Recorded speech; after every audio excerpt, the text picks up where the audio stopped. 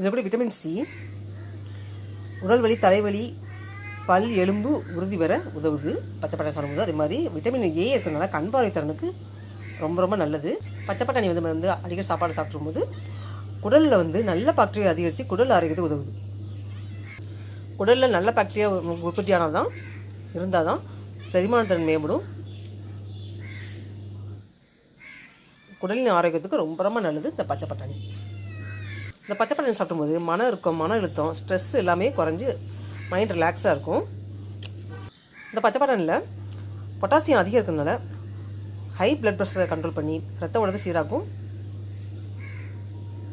உயர் ரத்த அழுத்தத்தை கண்ட்ரோல் பண்ணும். இதற்குரிய இரும்பு சத்து மற்றும் காப்பர் வந்து இரத்த சிவப்பணுக்களின் எண்ணிக்கை அதிகம் செய்யும்.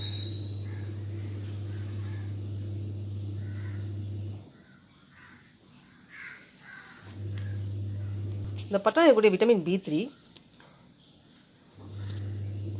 இதுக்கு ரொம்ப ரொம்ப நல்லது பண்ணும்.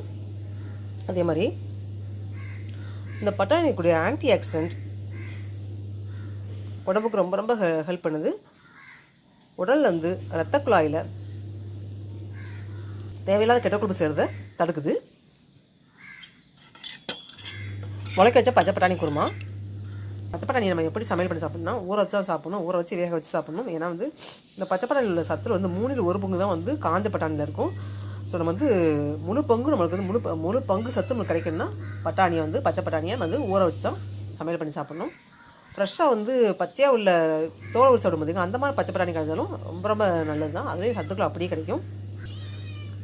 மைண்ட் டிப்ரெஷன் உள்ளவங்க இந்த பச்சை பட்டாணி தோலை சாப்பிடும்போது அது வந்து நம்ம வந்து விடுபடலாம்.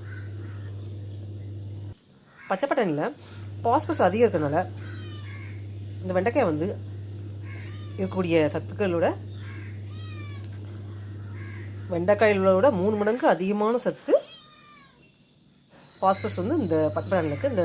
இந்த பச்சை பட்டாணி சாப்பிடும்போது வளரும் குழந்தைகள் நல்லது, மூளை பலம் வரும், மெமரி வந்து பவர் வந்து கூடும், புத்தி கூர்மை பெறுவாங்க குழந்தைங்க. படிக்கிற குழந்தைங்களுக்கு ரொம்ப ரொம்ப நல்லது இந்த பச்சை பட்டாணி.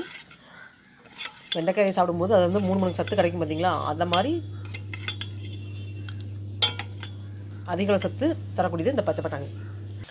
எப்போதும் நம்ம உடம்பு ஹெல்த்தியாக வச்சுக்கணும்னா இந்த பச்சை பட்டாணி வந்து சாப்பாடு அடிக்கடி சாப்பிட்றலாம். குழந்தைங்க வந்து பெரிய வரைக்கும் சாப்பிட்லாம். மேலும் இதோட வீடியோக்களை அப்ளை பண்ணுறேன். ராஜ்யர் ஹோம்க்கு இந்த லிங்கை கிளிக் பண்ணி டிஸ்கிரிப்ஷன் டீட்டெயில்ஸில் போட்டுருக்க பாருங்கள். வீடியோ ஃபுல்லாக ஸ்கிப் பண்ணாமல் பாருங்கள். முளைக்க வச்சா பச்சை பட்டாணி இப்படி முளைக்க வைக்கலனாலும் ஊற வச்ச பச்சை பட்டாணி ஊற வச்சு அதையும் நம்ம பண்ணி சாப்பிட்லாம்.